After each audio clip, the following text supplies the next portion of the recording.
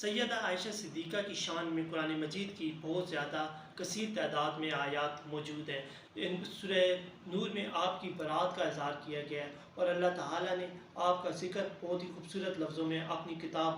آخری کتاب قرآن مجید میں کیا ہے۔ نبی کریم صلی اللہ علیہ وآلہ وسلم فرماتے ہیں کہ رسول اللہ صلی اللہ علیہ وآلہ وسلم نے حضرت عائشہ سے فرمایا کہ میں بخوبی جان لیتا ہوں کہ جب تم مجھ سے راضی ہوتی ہو اور جب مجھ سے ناراض ہوتی ہو۔ تو میں نے پوچھا کہ یا رسول اللہ آپ کس طرح معلوم کر لیتے ہیں؟ تو آپ صلی اللہ علیہ وآلہ وسلم نے فرمایا کہ عائشہ جب تم مجھ سے راضی ہوتی ہو تو کہتی ہو رب محمد کی قسم، اور جب تم مجھ سے ناراض ہوتی ہو تو کہتی ہو رب ابراہیم کی قسم۔ یعنی تو اس پہ حضرت عائشہ صدیقہ نے کہا کہ خدا کی قسم یا رسول اللہ بس وقت میں صرف آپ کا نام چھوڑتی ہوں۔ اور حضرت ابو عثمان فرماتے ہیں کہ انہوں نے نبی کریم صلی اللہ علیہ وآلہ وسلم سے فرماتے ہوئے سنا کہ کسی نے ان سے پوچھا کہ یا رسول اللہ آپ کو عورتوں میں کون سب سے زیادہ پسند ہے؟ تو نبی کریم صلی اللہ علیہ وآلہ وسلم نے سیدہ عائشہ کا نام لیا۔ تو انہوں نے پوچھا کہ مردوں میں آپ کو کون پسند ہے؟ تو آپ نے کہا عائشہ کے والد۔ یعنی ہمارے ہاں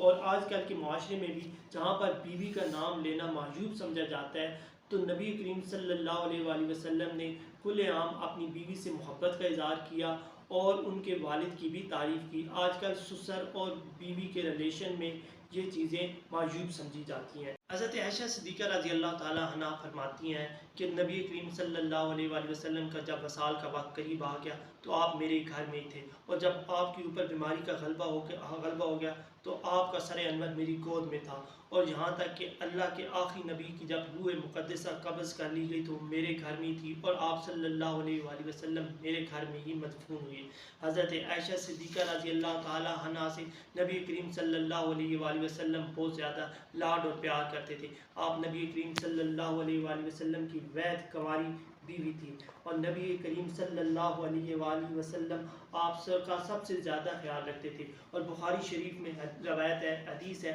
کہ نبی کریم صلی اللہ علیہ وآلہ وسلم جب حضرت عائشہ صدیقہ کے پاس ہوتے تو صحابہ کرام زیادہ تعداد میں ہدیہ آپ کے گھر دیتے تھے۔ تو اس پہ ایک دفعہ حضرت ام سلمہ رضی اللہ تعالیٰ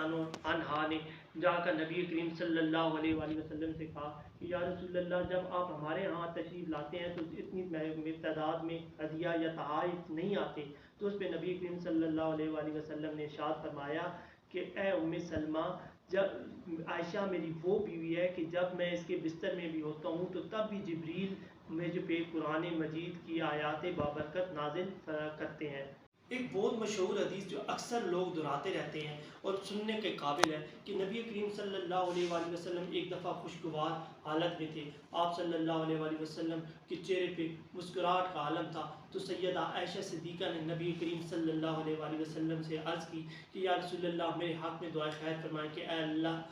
پاک میرے اگلے اور پچھلے گناہ معاف فرما دے۔ تو نبی کریم صلی اللہ علیہ وآلہ وسلم نے حضرت عائشہ صدیقہ کے حق میں دعا فرمائی اور کیا کہ اے اللہ عائشہ کے اگلے اور پچھلے تمام گناہ معاف فرما دے۔ اور حضرت عائشہ اس وقت اتنی ہنسی کہ آپ یہاں تک کہ ان کا سر مبارک حضور پاک صلی اللہ علیہ وآلہ وسلم کی گود میں آ پڑا۔ اس پر وہ کافی زیادہ خوش ہو گئیں۔ تو نبی کریم صلی اللہ علیہ وآلہ وسلم نے ان سے فرمایا کیا عائشہ آپ کو میری دعا بہت اچھی لگی ہے؟ تو انہوں نے عرض کیا یہ کیسے ہو سکتا ہے کہ آپ کی دعا مجھے اچھی نہ لگے؟ تو اس پر نبی رحمت صلی اللہ علیہ وآلہ وسلم نے فرمایا خدا کی قسم بے شک میں ہر نماز کے بعد یہ دعا اپنی امت کے لیے خاص طور پہ مانگتا ہوں، اور امت جو ہے اس کا اب کیا بیہیویئر ہے یہ اب سوچنے کی بات ہے۔ یعنی نبی پاک صلی اللہ علیہ وآلہ وسلم ہر نماز کے بعد اپنی امت کی بخشش اور مغفرت کے لیے دعا فرماتے ہیں۔ اور حضرت زہری سے مروی ہے کہ نبی کریم صلی اللہ علیہ وآلہ وسلم نے فرمایا امت کی تمام عورتوں کے جن میں امہات المومنین شامل ہوں، علم کو جمع کر لیے جائے تو عائشہ کا علم ان سب سے زیادہ ہے۔ یعنی امہات المومنین یا دنیا کی جو تمام عورتیں ہیں ان کو اگر جمع کر لیا جائے تو ان سب میں سے جو کثیر علم کی مقدار ہے وہ حضرت عائشہ صدیقہ کے پاس ہے۔ اور حضرت عروہ بیان کرتے ہیں کہ میں نے ام المومنین حضرت عائشہ صدیقہ سے پڑھ کر کسی شاعر شعراء فرائض اور فقہ کا کسی کو عالم نہیں دیکھا۔ اور حضرت عروہ بیان کرتے ہیں کہ میں نے اسی طرح قرآن کے فرائض، حلال و حرام، اربوں کی باتیں اور نسب کا عالم بھی حضرت عائشہ صدیقہ سے بڑھ کر نہیں دیکھا۔ اور حضرت عبداللہ ابن زبیر جن کی کنیت کی سے حضرت عائشہ صدیقہ ام عبداللہ کہلاتی، وہ بیان کرتے ہیں کہ میں نے حضرت عائشہ صدیقہ اور حضرت اسماء یعنی اپنی والدہ حضرت اسماء اور حضرت عائشہ اپنی حضرت پھوپھی یعنی اپنی پھوپھی حضرت عائشہ صدیقہ سے بڑھ کر سخاوت کرنے والی کوئی عورت نہیں دیکھی۔ ان دونوں کی سخاوت میں فرق کے بارے میں بتاتے ہیں کہ حضرت عائشہ رضی اللہ تعالیٰ عنہ تھوڑی تھوڑی اشیاء جمع فرماتی رہتی، اور جب کافی زیادہ اشیاء آپ کے پاس جمع ہوتی تو آپ انہیں غربا اور محتاجوں میں تقسیم فرما دیتی، جبکہ حضرت اسماء اپنے پاس جمع ہونے کے لیے چیزیں نہیں رکھتی، تھوڑی سی چیزیں جو ہوتی تو ان کو بھی وہ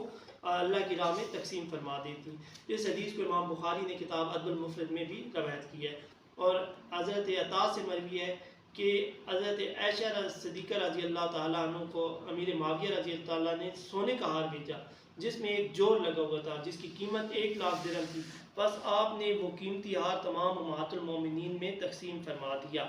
اور حضرت عروہ بیان کرتے ہیں کہ حضرت عائشہ مسلسل روزے رکھنے والی تھی، اور حضرت عائشہ صرف عید الفطر اور عید الاضحیٰ کے دن روزہ افطار فرماتی تھی۔ اور حضرت عائشہ صدیقہ رضی اللہ تعالیٰ عنہ کی شان یہ ہے کہ ایک صبح آپ کے گھر گیا، یعنی یہ روایت ہو رہی ہے کہ ایک صحابی ہے جو وہ حضرت عائشہ صدیقہ کے پاس ایک صبح جب پہنچے تو دیکھا کہ آپ حالت قیام میں تسبیح فرما رہی ہیں جس میں یہ آیت کریمہ پڑھ رہی ہیں وَمَنَّ اللَّهُ عَلَيْنَا وَوَقَانَا عَذَابَ السَّمُومِ، یہ پڑھ رہی تھی، دعا کرتی اور روتی جا رہی تھی اور اس آیت کو بار بار دہرا رہی تھی۔ بس میں انتظار میں کھڑا ہو گیا یہاں تک کہ میں کھڑا ہو کر اکتا گیا، اور آپ نے دوبارہ یعنی اپنے کام کی گھر سے واپس چلا گیا کہ پتہ نہیں ام المومنین کتنی دیر اور اس تسبیح کا ذکر کرتی رہیں گی۔ اللہ پاک سے دعا ہے کہ اللہ تعالی ہماری تمام بہنوں بیٹیوں کو سیدہ طیبہ عمیرہ حضرت عائشہ صدیقہ رضی اللہ تعالی عنہا کے کردار پر عمل کرنے کی توفیق عطا فرمائے اور آپ سے محبت کرنے کی توفیق عطا فرمائے، اور ہم سب کو اللہ تعالی حضرت عائشہ صدیقہ کی سیرت پہ عمل کرنے کی توفیق عطا فرمائے۔ وآخر دعوانا ان الحمد للہ رب العالمین۔